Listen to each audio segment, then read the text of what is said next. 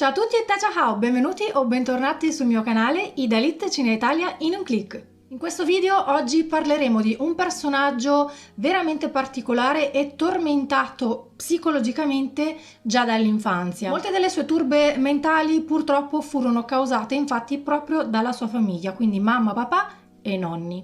Forse proprio per questi abusi subiti già nei primi anni di vita, quest'uomo poco a poco negli anni divenne uno degli e assassini più famosi della storia cinese. Il suo nome era Wang Qian.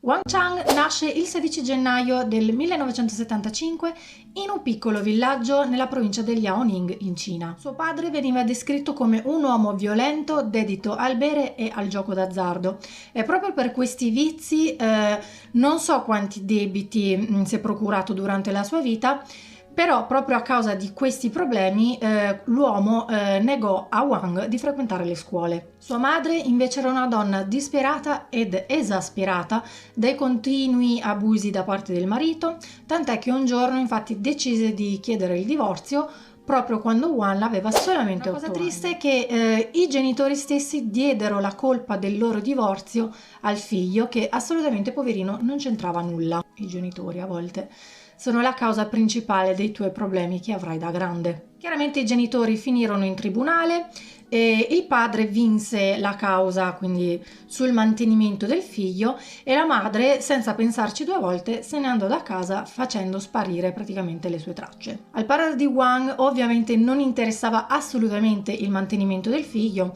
lo fece solamente per un capriccio verso la moglie, tant'è che infatti senza anche lui pensarci due volte mollò il figlio ai nonni. All'età di 9 anni Wang divenne un bambino orfano da parte di madre, sparita non si sa dove, quindi chissà se era ancora viva, e di padre perché lui durante una delle sue serate un po' particolari con i suoi giochetti d'azzardo venne fatto fuori da un gruppo di persone che non accettarono i suoi imbrogli. I nonni, che non ne potevano più del proprio nipote, esasperati dalla sua presenza, decisero di mandarlo direttamente a scuola pur di non vederlo in casa. Purtroppo per il bambino anche la scuola non era la situazione adeguata al suo stato d'animo, poiché i compagni di classe fecero di lui tanto bullismo. Uno dei motivi per cui quei bambini prendevano di mira Wang era chiaramente legato alla figura del padre, poiché si vociferava che quest'ultimo fosse finito così tante volte in prigione che ormai nel villaggio era conosciuto come un delinquente. Probabilmente i nonni non fecero mai presente che in realtà lui era da tutt'altra parte, in cielo o da altre parti. All'età di 15 anni Wang, ormai pregno dall'odio dei propri nonni, decise di andare via di casa e trovarsi un lavoro. Purtroppo però diciamo che i suoi lavoretti non erano esattamente dei lavori, ma compieva delle rapine e nel 1991 infatti fu arrestato per furto.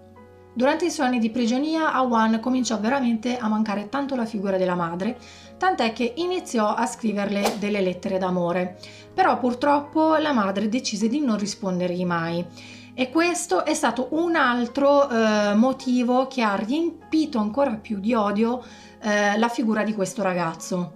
Uscito poi di prigione col cuore veramente colmo di tristezza e odio e tantissimo rancore, un giorno camminando all'interno di un parco notò una coppia di fidanzatini che si baciavano sotto ad un albero. Lui non ci vide praticamente più, cominciò a vedere praticamente nero e si fiondò verso questa coppia e iniziò a picchiare il ragazzo e senza pensarci neanche due volte a violentare la ragazza per poi tentare di derubarli. Nella mente di Wang non era ancora contemplata la parola omicidio, però quando quel ragazzo, il ragazzo della coppia, scoppiò in lacrime e lo pregò assolutamente di non farlo fuori e di lasciarlo libero perché aveva una famiglia che lo aspettava a casa, a Wang si chiuse la vena, non ci vide totalmente più e decise di farlo fuori con una pugnalata. Questo episodio avvenne il 22 gennaio del 1995 e fu considerato il suo primo omicidio. Dopo questo episodio Wang chiaramente scappò e iniziò a vivere come un vagabondo, bullizzato anche in quell'occasione e addirittura pestato a sangue da un gruppo di ragazzi che si divertivano semplicemente a fargli del male e in una delle situazioni in cui lo picchiavano addirittura gli provocarono un trauma cranico che lo lasciarono agonizzante in mezzo ad una foresta. Nonostante tutte queste esperienze assolutamente negative, Wang riuscì a riprendersi e addirittura nel 2000 conobbe una ragazza con cui si sposò. Quindi dal 2000 fino al 2003 questo ragazzo non compì più alcun reato. Nel 2003 però la moglie, probabilmente sospettando qualcosina, chiese il divorzio e lui lì basta. Non reggendo la batosta, decise di riprendere con naturalezza i suoi atti criminosi. Fortunatamente però il 14 luglio dello stesso anno fu arrestato con l'accusa di omicidio e stupro. A cantarsela fu un prigioniero con la quale aveva condiviso la cella qualche anno prima, probabilmente cercando di farsi diminuire la pena. Quest'uomo dichiarò alla polizia che Wang, una volta ovviamente usciti di prigione, lo avesse invitato a partecipare ad una rapina. Lui chiaramente disse che non avrebbe mai partecipato. Gli investigatori chiaramente fecero degli esami specifici su Wang e risultò che il suo DNA combaciava perfettamente con alcuni rimasugli di resti ritrovati qua e là sulle scene del crimine e sui corpi ritrovati in giro, tra cui anche il ragazzo fatto fuori nel parco. In tantissimi altri casi però il suo DNA non combaciava assolutamente, anche se Wang continuava a dire che a fare quelle cose era stato proprio lui. Venne comunque accusato di ben 45 omicidi e 10 stupri. Venne fuori che alcune donne furono abusate anche post mortem. Un giudice durante una delle svariate udienze chiese a Wang se riuscisse a capire effettivamente gli atti del tribunale. Lui con atteggiamento sommesso gli rispose: "No signore, mi dispiace ma purtroppo non so leggere". Ci fu un momento di sgomento in tutto il tribunale, però nonostante tutto questo non fece cambiare idea al giudice, che infatti poco dopo lo condannò a morte.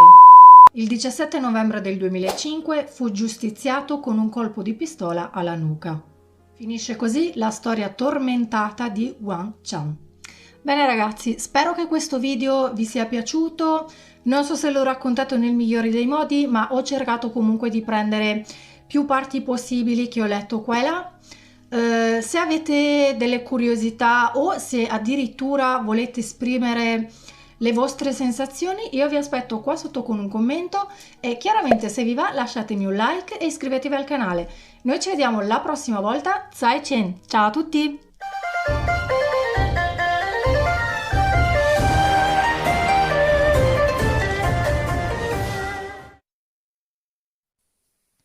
Ciao a tutti e scusate per questa immagine copertina buttata un po' così alla caso, però ho scoperto che a YouTube i video inferiori di 10 minuti non piacciono per niente e quindi tende purtroppo a non consigliarli sulla piattaforma.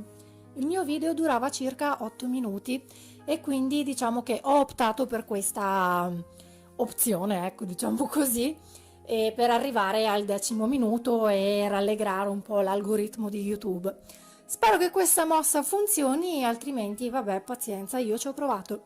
Scusate per questa rottura, ma effettivamente non sapevo come risolvere la situazione. E vabbè, niente, ci vediamo venerdì prossimo, domenica prossima.